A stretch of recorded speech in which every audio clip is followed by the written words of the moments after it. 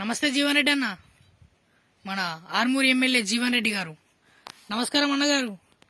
ఏం స్కెచ్ చేసినవి ఇయ్యాల? ధర్మపురి అరవింద్ గారి పైన వారి కారు పైన దాడి చేయించినావు, బీజేపీ కార్యకర్తల్ని కొట్టిపించినావు. మళ్ళీ ఏమన్నా అంటే రైతుల శాఖ తాకింది అంటావు. అసలు రైతుల శాఖ మీ టీఆర్ఎస్ పార్టీలోకి ఎందుకు తాకుతుందో నాకు అర్థమైతే లేదు. మొన్న వర్షాకాలం మక్కలు ఓన్లేవు, ఇప్పుడు మళ్ళీ ఏసీకి మక్కేసిన.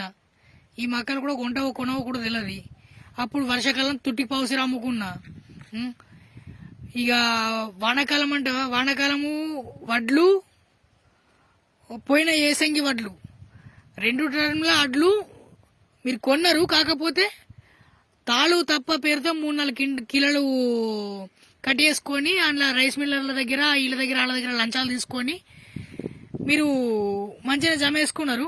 రైతులు మాత్రం ముంచిరు. కానీ మరి ఈ విషయంలో కూడా మరి మీ మీదికి ఏం రాలేదు. ఇంకోటి పసుపు బోర్డు పైన ధర్నా అంటారు. నాకు ఇది ఒకటి అర్థమైతే లేదు. అందుకుంది ఆంధ్రాలో పసుపు రైతుల మీద మీకు అంతగానం ప్రేమ ఉంటే జగన్ ఏమో పసుపుకు మద్దతు ధరిస్తుడు. మరి మీరెందుకు ఇస్తలేరే? అది సాధ కాదు.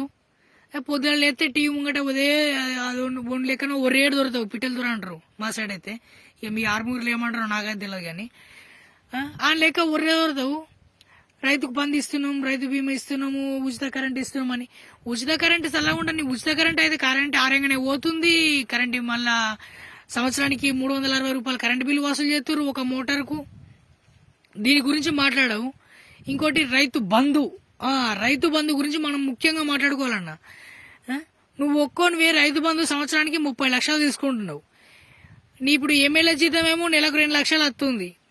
ఇవి అవి కలిపితే 54 లక్షలు అవుతున్నాయి అన్న నీకు ఒక్కోనికి సంవత్సరానికి.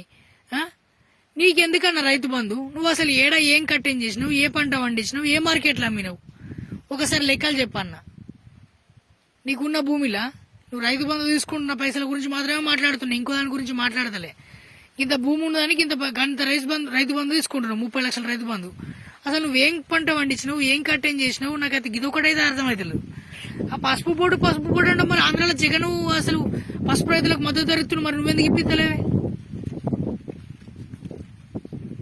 కవిత ఓడిపోయి అరవింద్ గారు గెలిచినందుకు అరవింద్ గారిపై కక్ష కట్టి కార్యకర్తలు మొన్నన్నావు కదా, ఏది పశ్చిమ బెంగాల్లో వేసినట్టు ఏది తవ్వుకోకుండా ఇలా వేసినావు. ఇంకేంది కొట్టినావు కత్తులతో రాళ్లతో సర్తే మా వాళ్ళు తప్పించుకున్నప్పటికీ బతికిపోయారు.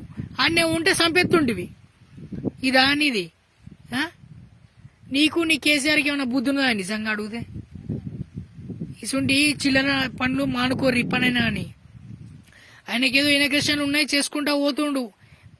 పార్టీ అన్నప్పుడు ప్రతి పార్టీలో కార్యకర్తలు కొత్త నాయకులు వస్తూ ఉంటారు, పోతూ ఉంటారు. ఆయన పనేదో ఆయన వేసుకుంటూ ఉంటే నీకు అసలు మంది బలం పెట్టుకొని ఎందుకు కొట్టిపియాలని చూసినావు? నాకు ఇదైతే అర్థమైతలేదు.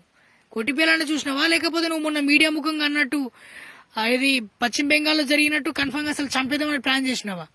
బీజేపీ కార్యకర్తలకి నువ్వు ఒక్కొనికి టచ్ చేయు. నువ్వు ఆర్మూర్లో ఎట్లా తిరుగుతావు మేము చూస్తాం. అప్పుడు భారత్ మాతాకి జై.